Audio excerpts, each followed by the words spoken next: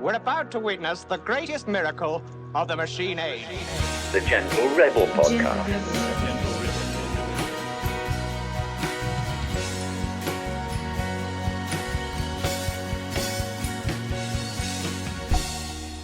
I'm so glad you could come. This is going to be such an exciting day. I hope you enjoy it. I think you will. So, Leah, yeah, welcome back to the Gentle Rebel Podcast. It is great to have you with me again. I think we last spoke over 2 years ago. So, yes, time does fly. How have you been since we last spoke? What's been going on?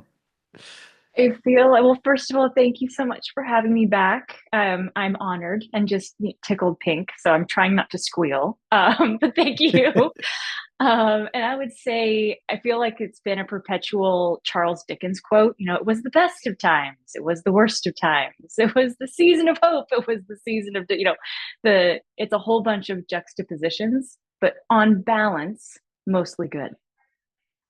Good. And I mean, that reminds, because I was looking back at what we were speaking about when we last spoke, and I know we talked about boundaries and certain things related to that. And one of the quotes that came out that actually speaks to what you just said was, the good news is there is nothing stopping us. The bad news is there is nothing stopping us. And yeah, I wanted to return to this topic of boundaries, but take a different look at it. Because we had an email exchange in the summer, and you said you'd been kind of relearning the value of scaling down, pacing, and balance. And yeah, it's kind of something that you said was like a rhythm. It almost keeps coming back every couple of years. And we were talking about this idea of death by opportunity, and burning out, like.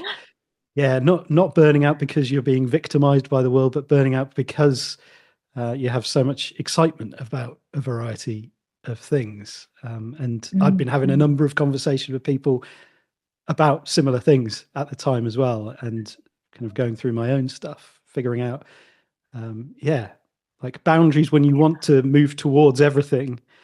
A lot of boundary stuff sort of focuses on saying no when you feel compelled and don't necessarily want to do things, so like people pleasing or avoiding conflict, or just being afraid to say no, that kind of thing.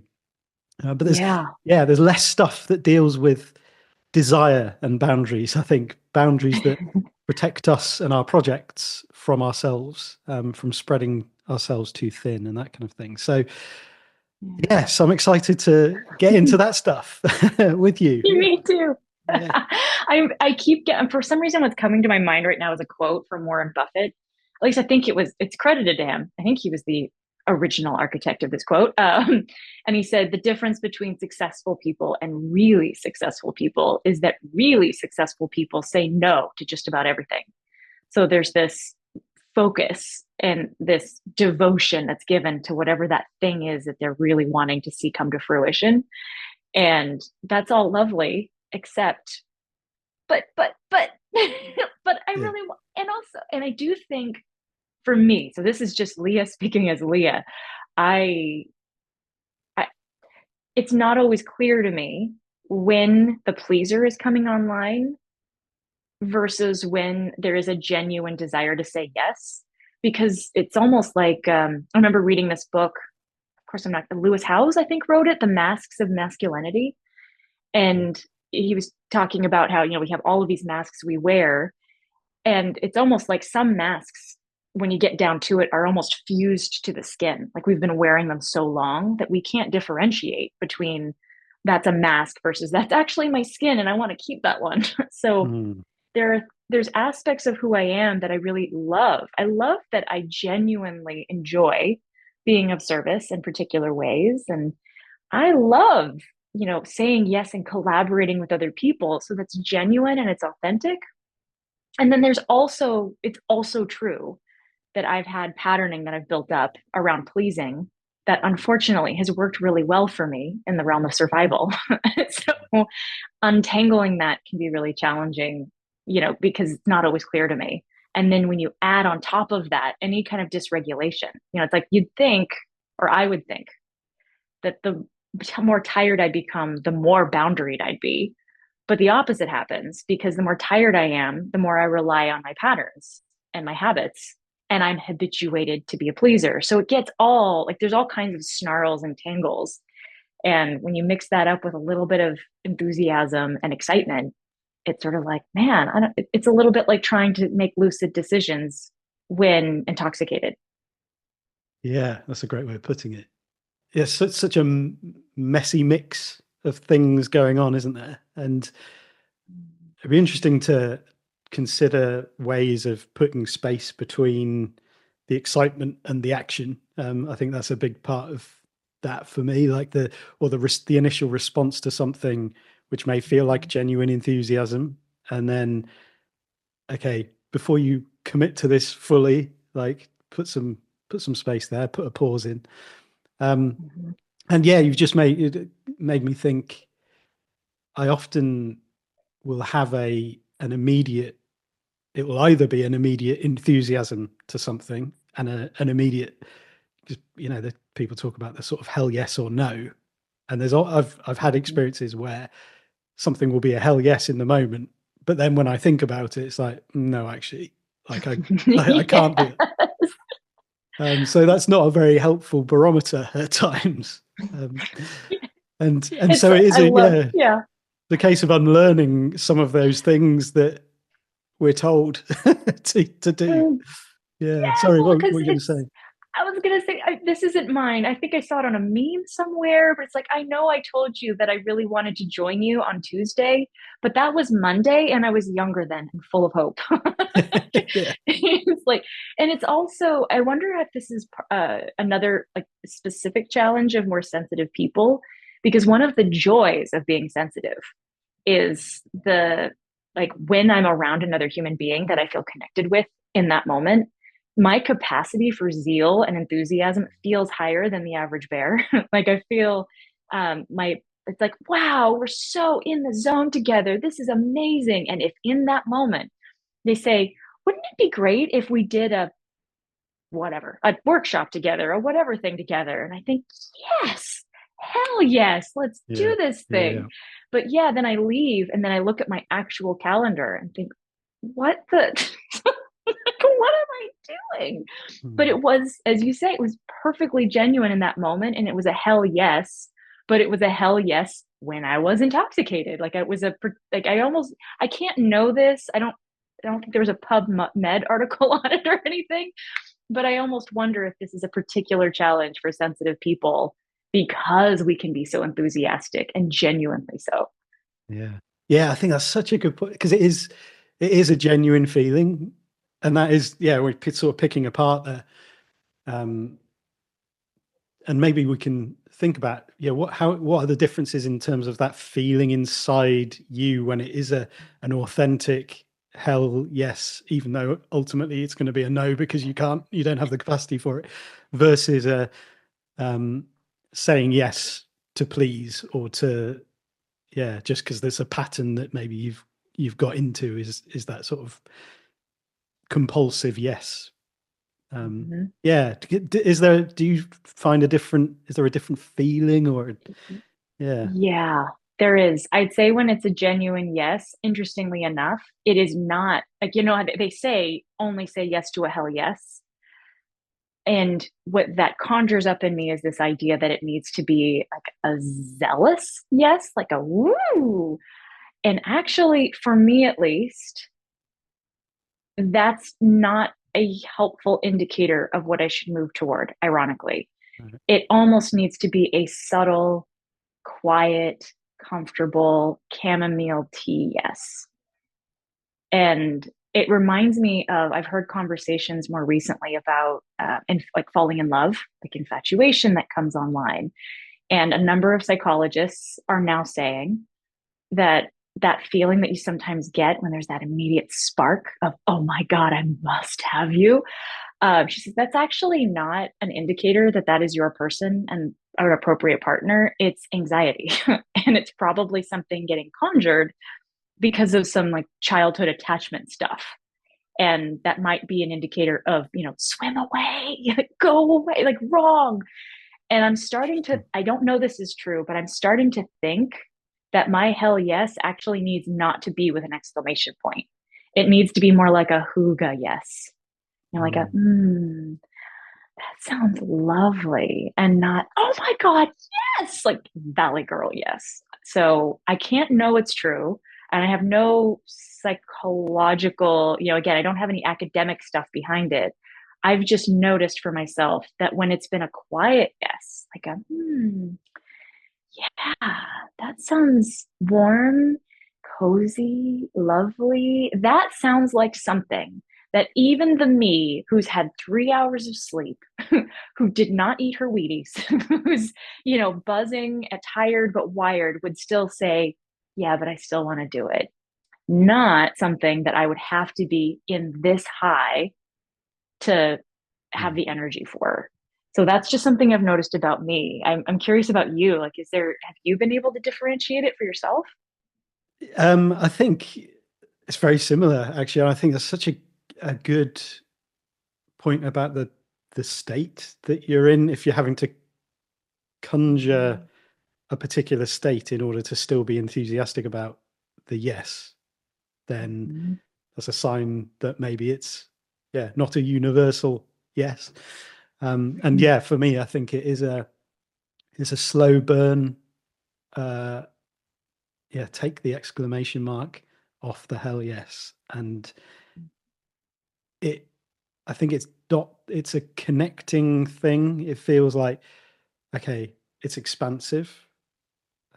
It's a like almost a relief and a relaxation off my shoulders, and a sense of, actually, that would be great, rather than oh yes, that would be amazing. Yes. Because that is that's that initial reaction. Oh yeah, that sounds amazing. And it's the bouncing ideas off, with friends in the pub, and we're coming up with an idea, and it's like, oh man, we're onto something here. And then it's the next day when you're actually, then you have time to slow down and think about, okay, what would that actually look like? Yeah, do you know what? That still sounds like a really good idea. And if we approach it like this, then I think that could work. And that feels good. Yeah, I'm thinking of my colleague. So I've a co-business partner. I've bought out a portion of a clinic, and Right, cool. this woman and I've been collaborating for several years, and we're both very tired right now in this season of life. It's just a lot has happened. The world has been being a world and doing a great job of it, by the way. None of us are dying of boredom, so that's good. That's true. we're definitely not bored, but in our fatigue, because when we have high energy, we are very experimental. Like, we'll run all kinds of experiments. We'll throw all the spaghetti at the wall and see what sticks. But we also waste time and resources when we do that. And so it's almost a gift when we're looking at each other and like gasping for air. It's like, this is beautiful. This is perfection, because this is the place where we should start brainstorming, because only something that even in this space we feel good about should be something that passes the threshold, like the barometer or the litmus test. Because if we have to be well slept, well fed, all the things in order for us to make good on this promise or make good on this project, it might not work, because the world isn't always accommodating in that way. And life doesn't work that way. Seasons of the body don't work that way. So it's like, we need this to be so delicious that even when we're at max capacity and we're gasping, we would go, yeah, but I mean, I'd want to be doing this anyway. So let's keep going. I love that. Yeah. It's almost like we prepare for the ideal conditions, or plan for the ideal conditions that never come. And so we're always then fighting against something, in order to get to that place of motivation and enthusiasm. And actually, if you find that brainstorming amidst the chaos and the tiredness, there's some sustainability that will come out of that. Yeah. Yeah. I'm That's thinking nice. of a couple of things. So there's, I don't know, what was his name? Something White. He's a poet. It'll come to me. But he wrote a book called The Three Marriages. And he said, Yeah, in life David we have, White. thank you. David, yeah. Yes. Oh, I almost said Ron White, which is a very different art, like caricature. He's a comedian who's sarcastic and biting. Definitely not David White.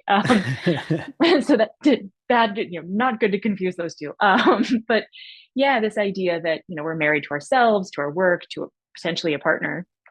And what I've noticed about people, for example, who are in really healthy marriages, at least in my circle, they tend to say things like, "Oh, my marriage is so deliciously boring. Like, no one's going to write a romance novel about my marriage. And I love it." There's a quality of, or they'll say things like, "I feel as at home with my person as I do when I'm by myself, or at least close." They don't say, "I am wildly passionate about my partner. We have what?" They might say that on about a situationship. Like my friends who are in situationships talk about this, but those very long enduring marriages, they're almost always saying things like, "Yeah, it's cozy, it's warm, it's intimate." There's growth, perhaps, like, "Oh no, he drives me flipping crazy, but I love him because I learned it." But there's a thread of, it's I feel at home. And I feel like this is something, because it's, this idea that we might also be married to our work. I'm realizing that there was a season of my life where I was almost dating, quote unquote, work, in a sense that I was looking after the push pull. I wanted the excitement. I wanted to be infatuated with my work. Otherwise, if I'm not passionate, it doesn't count, as opposed to that warm, calm, like, warm, like Elizabeth Gilbert, I think, called it warm vanilla pudding. Like, just Yeah. comfy, yummy. Yeah. Do you sort of think about that in an intentional way? This might be unique to women. I think men's bodies have cycles too, but I'm using this as an example. I've learned, because I am a nerd, so I'm a health coach. And naturally, that means I'm interested in things like health. So I've got this tracker on my wrist that will tell me my sleep score and my HRV and resting heart rate, blah, blah, blah. And I've noticed over time, like as I collect more and more data, that there are times in a month where my resting heart rate is higher, and it's just reliable and it will flood with my cycles. And then there are times when it's lower. There are times when I have more creativity and excitement, and times when I have less. And I think I used to be, because I'm so enamored with that part of me that's creative, high energy, wildly productive, partially because it feels good, partially because the culture celebrates that. And then it feels really good for a culture to pat me on the head and say, "You're doing great, kid." It's only recently, and when I say that, I mean within the last maybe 5 years or so, that I've started to really befriend the cycles in a physiological way. The cycles when I just am, no, I'm just low energy right now. This is just what happens in the cycle of my body. And maybe instead of throwing a tantrum about that, I could just honor it and intentionally slow down. And so I'm using this as a really specific physiological example where there was something about seeing it in the data of a physiological response that I could go, Yeah. "Oh, just because I'm low energy right now doesn't mean there's something wrong. It's just, this is a body. Like, a human body is more like an ecosystem than it is a machine. And I've been treating my body like a machine." As in, what? I gave you the same fuel I gave you yesterday. And why aren't you like driving at 60 miles an hour? You should be able to do this. So in some sense, in terms of being intentional, I think it's helped for me to be more observant about where I'm at, and then accepting that of, this is not a day that I'm going to be highly productive. It just isn't. So this is a day to slow down, maybe ask for help, maybe let people know that I'm a curmudgeon today, like, still show up to what I've committed to, but maybe own the fact that, hey, you're getting low energy version of me. And then on top of that, how do I leverage it? Because low energy Leah is more thoughtful. She's more inclined to listen. She's not so eager to she's not quite as invested in hearing her own voice because she's tired. And there's a lot of beauty there. Some of my best coaching has happened when I've had very little sleep. I am low energy. Maybe my poor little nervous system has been taxed beyond what it should have been taxed. And I'm showing up anyway. And I'm just real quiet, going, okay. And more than once, someone has said, wow, this just felt like such a great coaching session. And I'm laughing internally, going, yeah, it's because I wasn't the Pomeranian puppy who was trying so hard to show off. And so part of it is intention, like conscious and intentional. And some of it is almost like learning to dance with those areas that I don't have any control over, and not try so hard to caffeinate that low energy version of me and get her back up to where the culture wants to celebrate me. But instead maybe go, this just isn't going to be one of those, like, this is not a sexy day for me. It just isn't. And that's fine. Whatever. Yeah. That's so helpful that you've got those readings to observe that actually tell you something. Do you start by looking at, okay, what's my resting heart rate and what's my sleep score, and letting that dictate then how you go about your day? Unfortunately, yes. And I say unfortunately because I do think I went too far to an extreme. Like I remember I was sitting across from a friend who said, so what would it take for you to wake up in the morning and ask yourself, do I feel rested? And just trust that whatever your answer is the right one, instead of looking at an app that's connected to a dongle to determine if you did in fact get a quote unquote good sleep score. So I do think I don't want to say I can get really fixated on these external metrics. Having said that, when it's balanced, it's super helpful, because there are times when I will notice myself wanting to push and then kind of feeling like, wow, for some reason I can't seem to push. And then if there is something external I can look at and go, interesting, my HRV is actually really low. Maybe that's why I can't push. Maybe I shouldn't. So like, I love it as a tool. And I think it's a wonderful way, particularly for highly sensitive, ambitious people because the thing I've noticed about highly sensitive people is that they are very adaptable. I forget exactly where this line came from, but the reason Elaine Aron used the word highly sensitive was not because we were sweet little sunflowers that couldn't hack it. It was a scientific term she was looking toward, which is quick to detect and respond to change in one's environment. And we're good at detecting and responding to change. That means we're highly adaptable. So we're good at looking in the environment, figuring out how do I adapt accordingly so that I can, survive, really. I mean, unconsciously, that's what we're trying to do. And so I think because we're so inclined to do that, and especially if we're dysregulated, we'll look to the external environment first before going internally. I do find that these can be helpful, like almost training wheels for a sensitive person who may have gotten really good at looking at the environment, saying, what do I need to be? And then becoming that thing and exhausting themselves in the process, but not having any other kind of pathway forward. But ultimately, the goal, I think, would be to get to where a person could just go internally and check in and go, how am I feeling about this? Oh, I'm low energy today. I don't feel well. And have that be enough and not need like something outside of them to give them a pass. That's a really good, it's almost like, that can be a bridge to just bounce off and to help you. Okay, that's why I'm feeling like I am. That makes sense. Like, these things align together. I've had, because I've got a Fitbit that for ages I was really measuring my sleep score and getting a little bit obsessive about, I need to get it 90 plus is like, what a day, or what a night's sleep. And there were times where I felt like I had a really good night's sleep. I'd check my score and it would be like high 70s or low 80s. And I'd be like, oh, that wasn't as good. And then that would get into my mindset as like oh no, I haven't slept that well.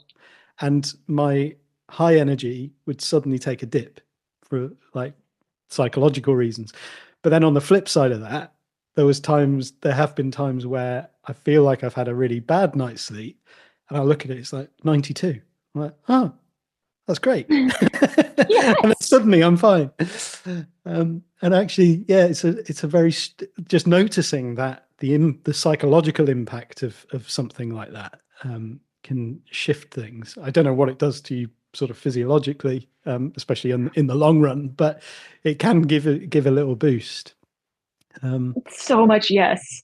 I mean, Yeah. anyone who's listening wouldn't see me nodding, but I'm just going, oh my God, you are my people, Andy. Yes. Yes. And it's almost embarrassing. I mean, it's fun, but there's almost a part of me going, Leah Marie, like, what? Like, why are you looking? It almost reflexive. Like, wait, can't get out of bed yet. I must turn to my phone, the oracle that is my phone and the Fitbit app, to tell me how I should, play my day out today. Yeah. It's like, How did I sleep? I can't figure that out myself. Yes. Yeah. Oh my God. Yeah. Yeah. It's bizarre, isn't it?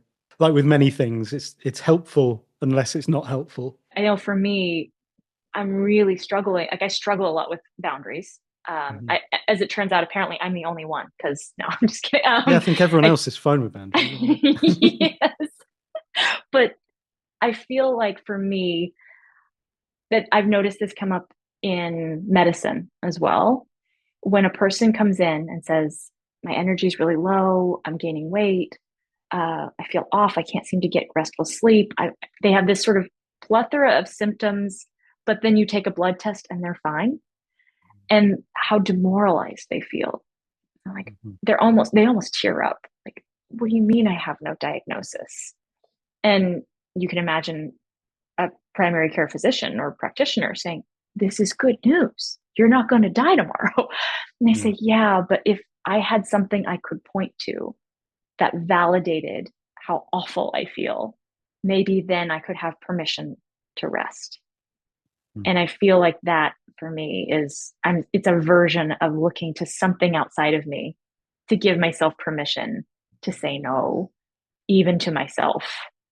And I think that's the dark aspect of it is like it's the training wheels, it's something, but I think that's what we're hungry for is permission from someone other than ourselves to just rest. Yeah, absolutely. Yeah, and because it just speaks to that the pressures that come from the world around us and the pressures we put on ourselves that mean that we don't feel rested and that we do feel stressed and pulled in all sorts of different directions. And again, the message that might come from society is if you don't have a diagnosis or there's nothing tangible that can be used as a reason for you feeling like you do, then you're weak or you're like you just need to pull yourself up by your bootstraps and get on with it. It's no measure of health to be well adjusted to a profoundly sick society. Yeah, and that's maybe the gift of more sensitive people is they are the proverbial canaries in the coal mine. And it's easy enough to just say, oh, well, the canary's weak. And it's like, maybe, but every one of you are going to suffer eventually. We're just the first alarm bells going off. And I just feel like there's this knowing from a lot of people that the way we're doing things isn't working. Yeah. And I've seen it in so many different spheres. Like I hear it from finance people, author of Broken Money, like our financial systems just aren't quite working. And we know it, but we don't know how to change it just yet. Or our healthcare systems just aren't quite working. Or the way we have employment. We're trying so hard to figure out new ways to relate to work. but it's not quite working. And there's this knowing we all have, but then we just go, yeah, but change is hard. And I got to feed the kids today. So just buckle up, buttercup. Yeah, and that's a very real antagonism and conflict that, yeah, has very real consequences as well. If you just sort of try opting out of it, it's like, no, I need to pay the bills. I need to, make enough money to survive. And it reminds me of like social media as well. And, I've had many conversations with people who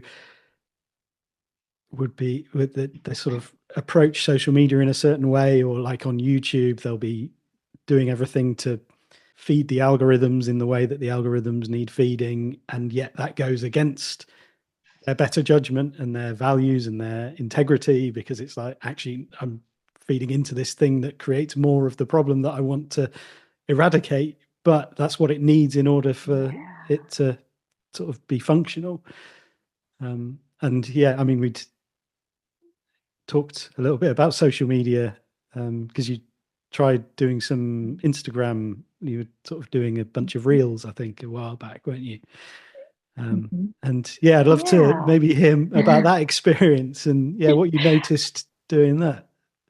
Well, so it was an experiment I was running because I had been such a, I'm going to say petulant little, like, social media is stupid and I don't want to.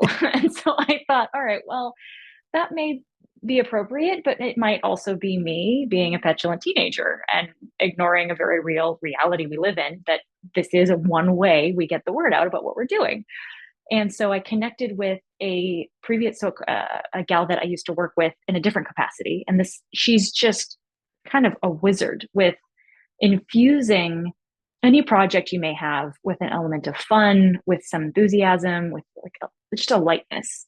And so I was selfishly getting two itches scratched at once. One part of me that just loves to run experiments, and another, I got to spend time with one of my favorite people. And she was helping me curate and, collaborate. We were brainstorming. And so it was a lot of fun. It was a way for me to connect and to experiment with social media. And I got some wonderful feedback, especially from the folks that I was networking with. It didn't increase my following, so maybe I needed to have done it a lot longer. No new clients that I know of came to me in any way, shape, or form. So it wasn't helpful to my business. And then every time I had to go into the flipping thing and then check my messages, it's like, I already have like 3 emails and now it's another place I have to check messages, and I have text messages from my clients. And it was just that my takeaway from it is this is a very powerful way of maintaining connections with people that you already have. It's not a terribly helpful way to build new connections with people you don't yet know. That was the first takeaway. The second takeaway is there are people who are just really good at this, like where this is just in their zone of genius. And I love that it exists for those people, because there are folks that I've seen, whether they're using Instagram, TikTok, you name it, and I can feel the authenticity coming through. And it doesn't matter that it happened to have been an Instagram or TikTok. It's just, for whatever reason, this works for them and you can feel it. And I also feel it when the person who's using it is just trying to force it using some tips and tricks. And they may be a very genuine and authentic person, but this modality doesn't actually work for them. And I can smell it. Or maybe, it's like, where's the poop? And the poopery isn't helping. And I think for me, what I realized is like, this is me spraying poopery on poop. Like, this isn't going to work. Not because there's something wrong with Instagram or with the people who use it. It's just, I went on a date with Instagram and we just aren't compatible. We're just not that into each other, and that's okay. And so for me, what I realized worked better, I have a meetup group, and I just I'll run weekly seminars or meditation practices. And I show up for this thing and I love it. And I don't care if no one else shows up, because it's like, well, it's fine. I'll just do a recording of a meditation, put it in the discussion group. No big deal. At one point, I got to about 1,000 people who were in the group, Wow. which, when you consider it was for highly sensitive people, which is a subset of it's like, wow, this is. And then I started just charging because I was trying to insulate the group better. And, Hmm. if it's just open to anyone, then you have the potential of trolls or what have you. It's Yeah. like, I don't really want to expose my people to that. So then I charged like $5 a month for all of it. And it went, I knew it was going to go way down. I thought it was very possible to go from 1,000 to 0. So Yeah. I was like, I am not attached to this outcome, but let's just see what happens. And about 40-ish people stayed on, which is a non-zero number. It's, not going to make me a millionaire, but that wasn't my intention. My Hmm. intention was to create a very curated community of people who, I mean, trolls, it turns out, don't want to pay money to troll people. So it was a way of kind of insulating my folks from it. And it is a kind of social media. I am putting myself out in a platform where I'm doing a thing and people can come and hang out with me. And it works for me because I'm not attached to an outcome and it doesn't suck for me. Um, I noticed that there are other people. I think Elizabeth Gilbert is one of those people I think I just adore as a writer, as a creative. And for her, she uses Substack and Hmm. she charges $5 a month, same thing, to be a part of this really lovely community where you write letters from love. And it's simple, it's really elegant. She no longer seems, I think she probably still has in it like other whatever stuff, but this is her primary way that she's engaging in a community online. And you can tell that this works for her because she doesn't look like the life is getting sucked from her to do it. You can tell she's excited to do this work. And I think that's really important. As long as Mm. whatever it is you're using jives with your temperament, awesome. Like TikTok all day, baby. Like go for it. But it just didn't work for me. Yeah. And that's a great story. And just picking up on the not caring about the outcome feels like a really important aspect of the boundaries that we've talked about, and how a hell yes, the gradual hell yes, that yes, is about doing the thing anyway, regardless of outcomes. And I think in my experience, it's actually, despite good outcomes, I will do things at times as well. Yep. And actually, sometimes that when the numbers start to increase, and yeah, if you get more comments from strangers and that kind of thing, it's actually, oh, this feels a bit much at times. And I'd rather be doing this just because I love doing it, and nobody be engaging with it. Yes. And it's something that I've, yeah, I guess, fought with in some way throughout my life, which is, there are things that I love to do because I love to do them. And yeah, I would do them regardless of any kind of external measurement or external engagement, whatever. And actually, yeah, at times there can be even a fear of success, because yeah, I don't, I guess I don't like too much exposure at one level. And there's also the fear of having something contaminated by the pressure to keep it a certain way, or to do it in a certain way to keep people happy or whatever. And it's something I've noticed on YouTube recently. I've just been sort of doing some experimenting with certain, yeah, certain approach to making videos, and noticing the feeling that I get when something does well, and it's like, oh, I need to do more like that. I can feel this pull, and this push and this pull, that is a different sort of force to the intrinsic joy and the intrinsic value that I get just from creating things. And yeah, I was just aware of that and trying to observe it without allowing it to influence too much. Yeah. But yeah, it's fascinating to see. Well, especially because you work with creatives and this is something you're trying to support other people and fostering in themselves. God, I think it was the Greeks who, when they spoke the language of creativity, they wouldn't say you're a genius, they would say you have a genius. Yeah. Mm. I love that because it's sort of like if you did something great, good for you. You collaborated with a genius. Like you had a genius there for a hot minute.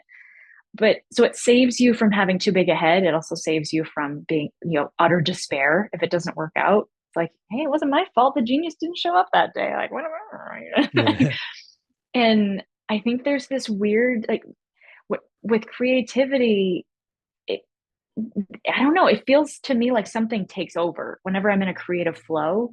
It's like I was just in a dance with something that was me, but wasn't me. And it's really intimate and it's really, it's connecting. I don't know how to put it exactly, but it's a really beautiful experience. And then if a whole bunch of people say, "Ooh, we like that, more of that, please," then you're in kind of a negotiation between the part of you that just wants to go and keep creating new things and growing and trying stuff, and the part of you that wants to please and create an algorithm around the one thing that people seem to like. And I could completely understand why a response to that would be, that's not what I want. It'd be great if I could grow, but I don't want the cost to be that relationship I have with this creativity that I really want to like insulate and protect. Like that push and pull, I think is true of a lot of creatives. Think about how many musicians, like they have some song that just goes viral.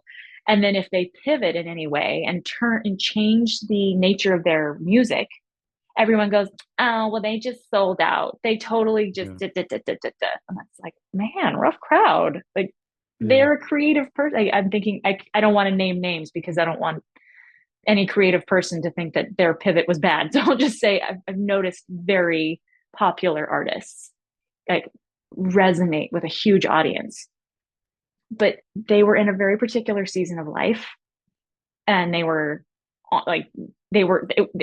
was almost alchemy. Like they were taking their experience, turning their broken heart and turning it into art. Like it was something that was genuine and authentic in that moment.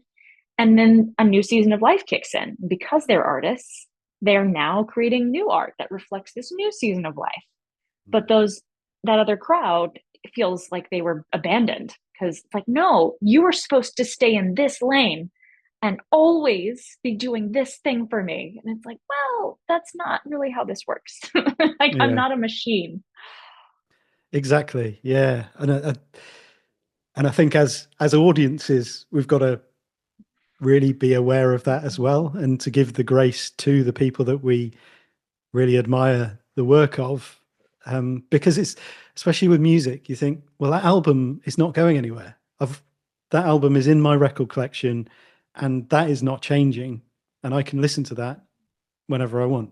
And just because that artist has moved on and done something else doesn't mean that's changed. I think actually, like, George Lucas and Star Wars is probably the only person you have that sort of fear that it's all going to get retroactively changed. Yes. But good call. Yeah. But that's as audiences and as listeners and followers of people, like actually giving that grace for change is so important. And we were talking about like Bob Dylan in The Haven a little while ago, and how painful it was to be on the tour where they're basically getting booed because when they went electric, and he's being called Judas and everything by his own fans. And sometimes it's a great example of, people do catch up eventually, or the people that won't catch up, they'll just disappear, but new people will come along. And you need to listen to yourself and listen to that feeling that you have about the integrity of what you're doing and about the meaning of that and the connection that you have to that. And they were saying, during that tour, they would sit down and listen to what they'd been what they'd been performing. And they're like, this is actually really good. The audience is wrong. And at times it's, you just got to be patient with the audience, because they will catch up. Most of us have a resistance to change when it hits us in the face, and so our immediate reaction will be, "Oh, I don't like it," because it's change. But they'll adapt, and as you said, like about highly sensitive people, like there's an adaptability, and that's true of all humans. That the threat of change immediately is but then it's like, oh no, I've got used to that, and actually I'm really happy with the direction that you're taking. And not to amplify that when we feel that resistance to change, and to shout at people for changing, and not to listen to people who shout at us if we are pivoting or moving in a new direction, and to know who it is that we trust to make the judgment and to help us grow, and to, am I doing the right thing here? Am I making a good move? Like, we have people in our lives that we can probably tap into for that sort of feedback. Well, it kind of does keep coming back to honoring your own internal compass. Like this, in talking about boundaries, what's coming to my mind is a book that, of course, I'm not going to remember the name of the author now, which is irritating for my brain. But The Courage to be Disliked is the name of the book. And Koga. Yeah. Thank you. Oh, thank you. Yes. Where it's like that. Ultimately, that's what boundaries is really about. Like all of what we're talking about is just this willingness to be disliked and to honor one's own internal compass. And that, when you talk about fear of change, I think that's a big part of why boundaries can be really hard to enforce, particularly for sensitive people. It's a kind of, it's a version of changing the tempo of our music. We created an album, like we created a caricature of ourselves that people get attached to. Like, no, it's because I think it's really easy for other people to become characters and supporting actors in our movie. And I would love to say that I don't ever do this, of course, because I let all humans just be themselves. I never have expectations on other humans. Never. I mean, please. Yeah. You're perfect. Yeah. You see, you get it. See, you get it. Absolutely. So we all do this, but it's when you get into, you're playing a role in someone else's movie. And as a sensitive person, if you've gotten really good at playing that role for them, and then now suddenly you're going, but wait, I kind of want to be the main character in my own story now. And I want to be able to say no. Even if I said yes last week, I want to be able to say no this week because I'm a different human this week than I was last week. But then there's friction. So that's going to be true if you're an artist. It's going to be true as just a human being, as a professional. And it's really uncomfortable to change the tempo of your music and have feedback from the outside world that says, yeah, we don't really like it. And to be able to hold your ground, or at least I'll say hold my ground in the throngs of that and say, I respect that you don't like it and you're allowed to not like it. And you don't actually have to stay in as a character in my story.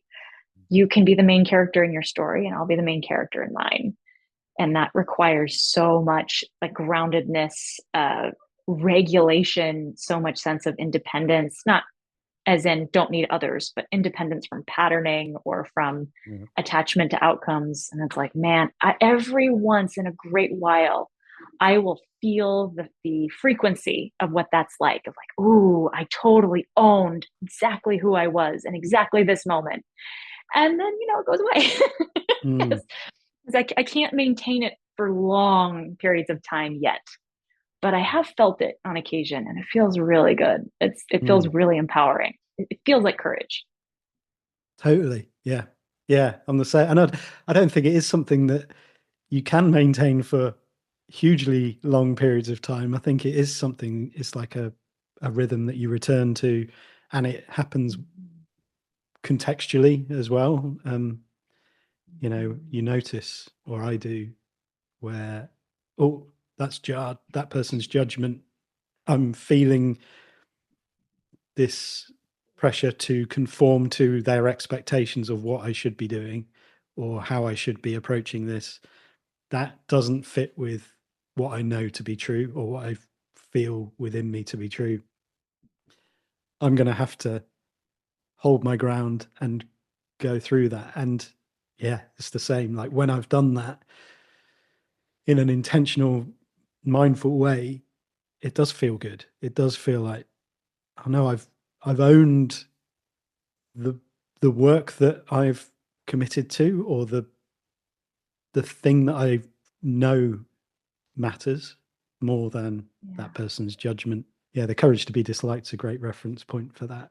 And it's like, it's not about going out of your way to be disliked. It's just about meeting those moments when what we do clashes with somebody else's expectations or judgments about what we should be doing, and holding our ground, standing there with it. We often use the phrase firm back and soft front to describe gentleness. And it's like to have that firm, solid posture, but in a welcoming kind of way, in a way that, okay, I can take that and I can just let it go. As opposed to what we see a lot of the time in culture, which is a hard front and a wobbly back. It's like we're very brittle. We're braced, we're clenched, we're like, okay, I'm defensive at what's coming at me, and I'm going to sort of try and punch it away, defend myself against it. And it doesn't take much to bring us down. And actually, it's why I love, gentleness has come to be this just a really powerful image for me, as this like, I've got this soft front, I'm open to the world, but I'm also firm. I'm standing my ground. Like I know what matters, and I will let that sort of pass or whatever. Yeah. Like there's a faith in the fact that it's almost like that feeling people say the universe has your back, except it's a lived experience where it's like, I've got a soft front, but it's almost because I know something bigger than me has my back, and I'm not alone in it. I don't know. It doesn't have to be a faith or a religion necessarily, but just this sense of I'm defending something bigger than just myself in this set of circumstances. And, like my principles, my core values, it could be, my faith, whatever it may be, but it's almost in those moments when I'm able to hold that, it doesn't even feel to me like I'm just defending myself or holding ground for just myself. It feels like there's something bigger holding my back up. And absolutely. It's almost like something is supporting me. That's what I've noticed in those moments for me, at least. Like, soft back, or soft front, strong back, and also a strong back that doesn't feel like it's just me holding it up. Something is bigger than me is helping. Yeah, absolutely. That's exactly it. Yeah. Yeah. Maybe let's just finish. I'd love to know, like, is there within this topic, this theme, is this, if you could sort of impart some wisdom to a younger version of Leah, like what would you say? So I'm actually going to pull up something that it was an exercise that I did, and it was actually at a conference that Elizabeth Gilbert ran recently. It's part of why she's so fresh in mind. So I went to a conference and she had us do some activities and workshop. It was lovely. And in it, you're writing letters from love. It's practice that she's inviting a lot of people to do on a regular basis. And but first we got to talk to fear. So I asked fear, what is it that you have to tell me? So fear basically said, in a nutshell, I'm shortening this significantly, I'm really scared to fail. Like, I don't want to disappoint people. I'm really scared that if I fail, this is going to be existential. Please don't do that to me. And then eventually love gets to respond. And what was fabulous for me is when love wrote back, again, it's all in my own handwriting, but something else is, I'm writing in the voice of something different. It basically said, oh, sweetie, I totally get why you don't want to fail. I get it. You are 100% going to fail. And you are 100% going to disappoint people. So now that you know that, what would you maybe have fun failing at? What's something that's worth doing even when you disappoint people? Because there's no getting out of this, sweetheart. And at the end, it said, and just remember, like, I love watching you fail. Again, this is love talking to me. It's like, I love it when you're floundering and you have no idea what you're doing. And you're just like, because that's when you come and hang out with me. Like, when you're vulnerable and you don't know. I love it when you're losing your flippin' mind all over the place because you're so delightful. So no matter what may be happening in your life, you can't fail me. So, what I would tell my younger self, who's trying so hard not to fail and who's trying so hard not to disappoint people, and this is a huge reason why she's not setting boundaries, is I would sit next to her and say, I have really, really great news and I have really, really terrible news. You are 100% going to fail. So just let it go. Like, just stop worrying about whether or not you're going to fail. Because even if you never fail, kid, you're going to die. And that is kind of the ultimate failure. So you're just like, your body will fail you at some point. So given that you now know that, go have some fun breaking stuff. That's what I would tell her. Love it. Yeah. That's really cool. Yeah. Yeah. It reminds me of like and I've talked about this on the podcast a few times before, but a few years ago, I saw a tweet by someone who's basically, the tweet said, if you're not grimacing every time you look at old work, then you're not growing.